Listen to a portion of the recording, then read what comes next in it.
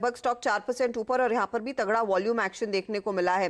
तो इस पर एक फटाफट टेक चेक भी ले लेते हैं। पहले हमने बात की थी बलरामपुर चीनी में एक बाय कॉल दिया गया था, स्टॉक इस समय 130 के लेवल्स पर आ चुका है। गाबा साहब, ईआईडी पैरी देखिए 282 के लेवल्स, क्या आपको लग रहा है एक ट्रेड कैरी किया जा सकता है? बिल्कुल देना चाहिए, बहुत बढ़िया ब्रेकआउट मिला है ईआईडी पैरी में। 275 के आसपास स्टॉप लगाएगा 270 का। इसका जो टारगेट है 290 टू 295 टू 300, लेकिन 290-95 अचीवेबल है। ओके, तो 290-95 अचीवेबल है। आप देखेंगे तमाम चीनी कंपनियों में अचानक एक तगड़ी तेजी देखने को मिली है, बहुत बढ़िया मूव देखा गया है। एक और स्टॉक रेडार पर है, अब इस पर श्रीकांत आप ही कॉल दीजिए, क्या इसमें तेजी का ट्रेड एग्जीक्यूट करना चाहिए या नहीं? मैं बात कर रही हूँ इन्फो एज की। फ्राइडे शाम को जोमेटो, इनकी जो इन्वेस्टी कंपनी है, उन्होंने एक ब्रॉडर अपडेट दिया था कि सेल्स की क्या स्थिति है। और नॉर्मली इस तरह के अपडेट्स जब पॉजिटिव आते हैं, और ये वाला अपडेट भी पॉजिटिव ही था कि लोगों ने अपने ऑर्डर्स भेजना लेना शुरू कर दिए हैं जोमेटो से। इन्फो एज का स्टॉक चलता है, सुबह में ठंडा था, आज भागा है 2.5% ऊपर इस समय। क्या कोई ट्रेड आप एग्जीक्यूट करेंगे?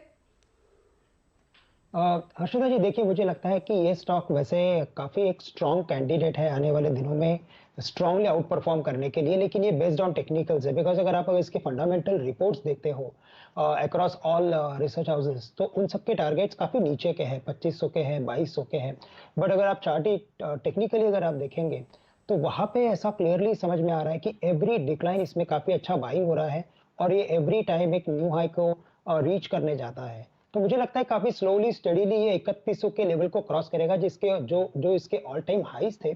और फिर मुझे लगता है कि ये स्टॉक एक बार शायद 3500 या 3700 के लेवल्स को भी छू सकता है। और उसका रीजन ये है कि इसमें एक ट्विस्टिंग पैटर्न बना है, और ये पैटर्न जब भी बनता है तो वो स्टॉक में काफी बड़ी तेजी होती है। हमने पास्ट में ऐसे कई सारे स्टॉक देखे कि जिनमें ऐसी तेजी बनी थी, और स्पेशली हमने वो स्टॉक देखे थे कि जहाँ पे फार्मा कंपनीज के जो चार्ट्स थे वो लोअर लेवल्स पे ऐसे कुछ मिक्स ट्रेंड बना रहे थे और वो अचानक से ब्लास्ट हुए थे। तो अभी मुझे लगता है कि नौकरी में भी या इन्फो एज में एक काफी अच्छा पैटर्न है, लेकिन थोड़ा पोजिशनल बाय करना पड़ेगा। करंट लेवल है 2900 के करीब के, बाय कीजिए। आप अगर ट्रेडिंग व्यू लेते हो, पोजिशनल व्यू लेते हो, तो 2800 का स्टॉप लॉस रखिए और टारगेट रखिए आप 3100 के। ओके, 3100 का टारगेट लेना चाहिए। और स्टॉक देखिए 2.5% ऊपर यहाँ पर मोमेंटम आया है, टेक्निकली स्ट्रांग है। फंडामेंटली ज्यादातर ब्रोकरेजेस कह रहे हैं कि उनके टारगेट के ऊपर ही ट्रेड कर रहा है ये काउंटर। आज के सत्र में ऐसे अलग आइडियाज भी चलते हुए दिखाई दिए हैं, लेकिन एक बार फिर इंडेक्स पर नजर रखिएगा, 10,615 पर ये जाकर टिकेगा। आखिरी 15 मिनटों का ट्रेड है, और आखिरी 15 मिनटों के ट्रेड में आप देखेंगे हेमंत, टाइटन के स्टॉक में अब लोगों ने पोजीशंस तेजी की जोड़ना शुरू कर दी हैं। इस स्टॉक पर इस समय करीब 1-1.25% तक की तेजी है। मैं फ्यूचर्स में देख रही थी यहाँ पर हो क्या रहा है। फ्यूचर्स में दरअसल करीब 2.5 से 3% तक का ओपन इंटरेस्ट जुड़ा है 977 के आसपास। और हम सब जानते हैं मयूरेश कि जब भी इक्विटी मार्केट्स में कंसोलिडेशन आता है, लोग सोने की तरफ अपना रुझान बढ़ाते हैं। क्या टाइटन खरीदेंगे उस लिहाज से? नहीं, जहां पे आई थिंक टाइटन की प्लेसमेंट है, you are absolutely right. I think जो एक हेज होता है in terms of gold as an investment, ये बिल्कुल लाजमी होता है। बट गोल्ड के प्राइसेस भी देखिए Harshada ji, I think they have gone through the roof पिछले कुछ हफ्तों में। तो जो गोल्ड ज्वेलरी होती है, जो टाइटन जैसे ऑर्गेनाइज प्लेयर्स करते हैं, because of gold prices moving higher, जो इनके मेकिंग चार्जेस भी होते हैं which is correlated to gold prices itself, और जो ग्रामेज सेल्स ये करते हैं, वहां पे थोड़ी दिक्कतें आने के आसार बनते हैं। तो वॉल्यूम्स कैसे बनते हैं ये देखना लाजमी है। दूसरा आई थिंक मैं पूछ ही रही हूँ कि अगर आपको घर पे कोई कहे हमें सोना खरीदना है, आप सोना खरीदेंगे या फिर टाइटन का शेयर खरीद लेंगे? क्योंकि वो तो ज्यादा अट्रैक्टिव है, खरीदने लायक दिख रहा है। सर हर्षदा जी, ये तो मैं डिसीजन लेता नहीं हूँ सोने के बारे में घर पे। अच्छा हर्षदा, एक सेकंड, एक चीज रोकना चाहता हूँ। ये शुगर के शेयरों में तेजी इसलिए क्योंकि लक्ष्मण रॉय ने जो खबर दी थी 3 बजे की ये चीनी के दाम मिनिमम सेलिंग प्राइस बढ़ सकती है, तो वो खबर शायद आ सकती है। गवर्नमेंट सोर्सेज के हवाले से कई ये खबरें आई हुई हैं। तो ये खबर दरअसल इसलिए चीनी के शेयर चल रहे थे, और लक्ष्मण रॉय ने आपको ये खबर पिछले हफ्ते दी थी। डॉक्टर साहब, अगर आज ये जो देखिए रैली हो रही है वो इस खबर के चलते हो रही है। अब ये सूत्रों के हवाले से खबर है, इसीलिए दरअसल तेजी है। तो कहते हैं buy on rumour sell on news.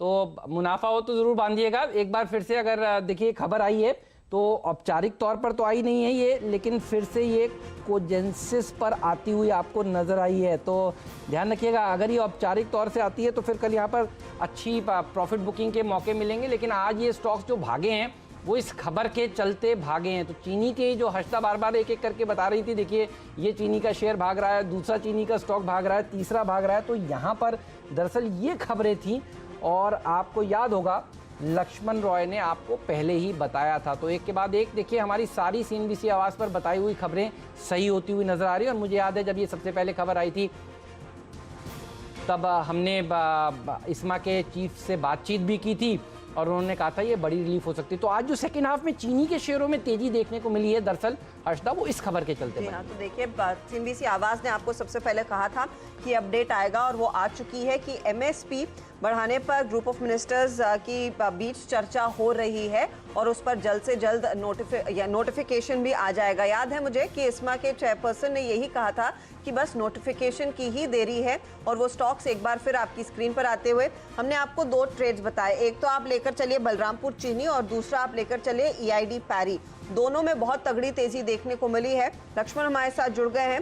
Lakshman, चीनी शेयरों में जमकर तेजी और मेरे ख्याल में आप कुछ दिन पहले जो आपने खबर सामने रखी थी कि MSP 2 रुपए बढ़ाया जाएगा, वो पूरी खबर पर मोहर लगने वाली है?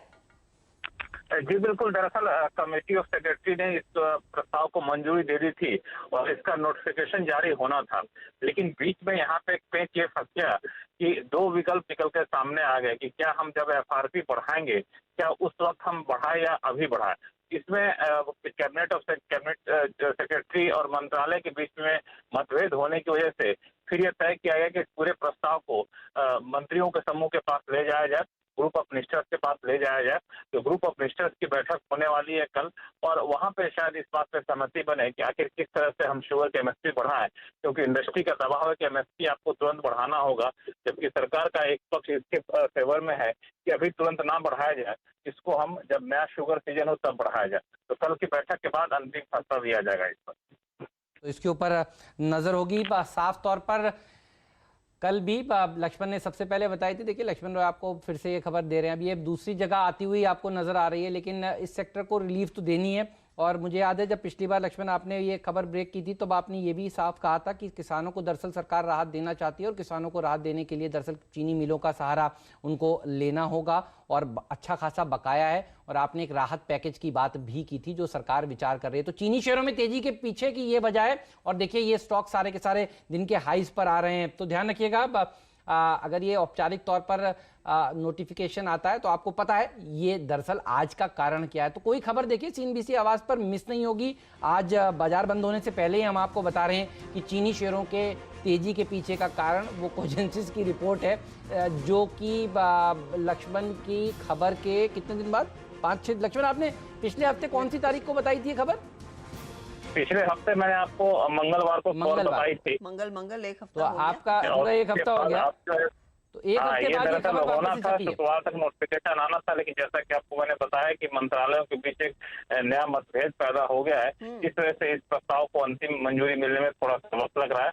कल की बैठक के बाद मुझे लगता है तस्वीर ज्यादा साफ होगी, क्योंकि एक तरफ सरकार के ऊपर दबाव है कि कंज्यूमर को ज्यादा महंगी चीनी ना खरीदनी पड़े, दूसरी तरफ दबाव ये भी है कि किसानों को जल्दी से गन्ना किसान का भुगतान किया जाए। इसी दोनों असमंजस में सरकार है। अब कल इसीलिए ग्रुप ऑफ मिनिस्टर्स की बैठक बुलाई गई है। चलिए, तो इस बैठक से पहले नजर है